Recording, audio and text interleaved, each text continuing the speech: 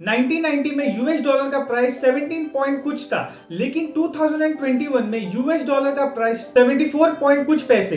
तो इस वीडियो में हम लोग ये बात करने वाले कि करेंसी का वैल्यूज चेंज कैसे होता है, कौन है जो ऐसे वैल्यूज को चेंज करता है। तो चलिए ये वीडियो को स्टार्ट करते हैं।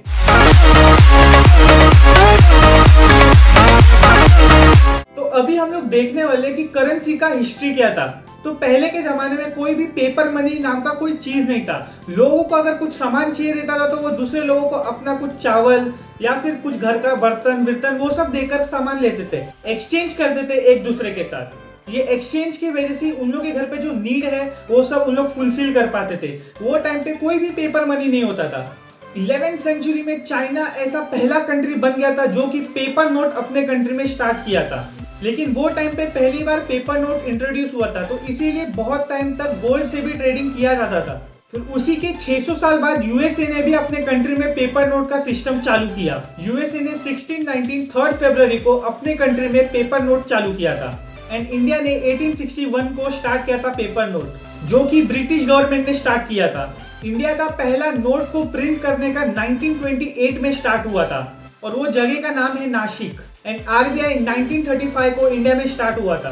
आरबीआई ने जब भी अपना फर्स्ट नोट प्रिंट किया था उसके अंदर जॉर्ज 6 का फोटो लगा था एंड महात्मा गांधी का फोटो 1996 से लगना चालू हुआ है।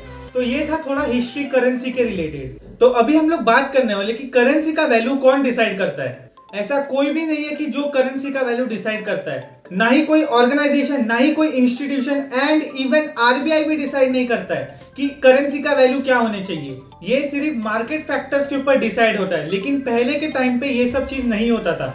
1990 से पहले आरबीआई तय करता था कि एक्सचेंज रेट वैल्यू क्या होने चाहिए। पहले के टाइम इंडिया में एक फिक्स्ड रेट सिस्टम फॉलो करते थे। फिक्स्ड एक्सचेंज रेट का मतलब यही होता है कि करेंसी का वैल्यू फिक्स्ड होगा बट कुछ टाइम के बाद चेंज होगा, जिसे रिवैल्यूएशन डेट्स बोलते हैं। ये इकोनॉमी सिस्टम में गवर्नमेंट या आरबीआई डिसाइड करता था कि एक्सचेंज रेट ऑफ रुपी क्या होना चाहिए। पर अभी के टाइम पे fixed exchange system demand and supply के ऊपर डिपेंड करता है। तो यही चीज को अभी हम लोग डिटेल में जानने वाले कि क्या होता है। करेंसी के जो प्राइसेस है वो दो वे में डिसाइड होता है, एक है फ्लोटिंग एंड दूसरा है फिक्स्ड रेट।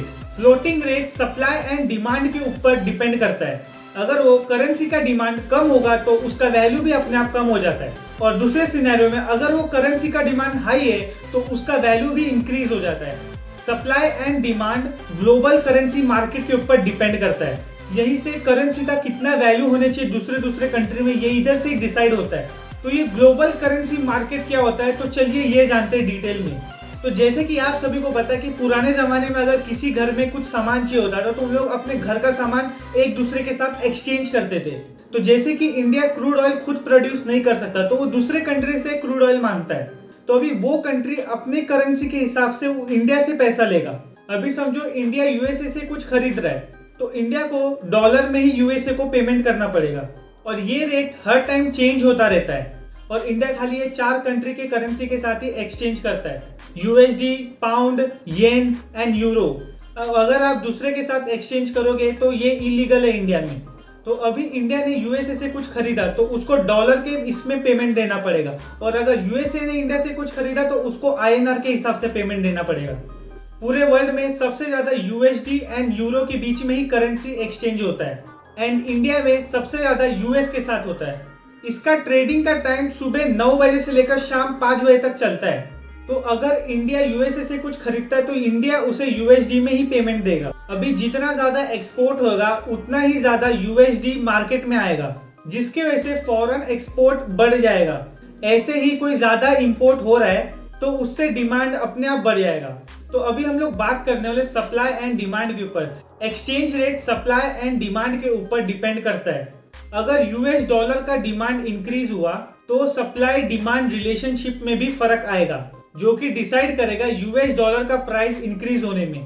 तो इस वीडियो में हम लोग ने डिटेल में जाना करेंसी का वैल्यू दूसरे कंट्रीज में क्या होता है। अगर आपको ये वीडियो अच्छा लगा होगा तो ये अपने दोस्तों के साथ शेयर कीजिए ताकि उन लोगों को भी पता चल सके कि ये वैल्यूज इंक्रीज और डिक्रीज कैसे होता है। एंड आप इन्फोमेया यूट्यूब चैनल पे नए हो तो ये चैनल को सब्सक्राइब कीजिए और अपने दोस्तों के साथ शेयर कीजिए। My name is Sanjay and thank you so much for watching this video.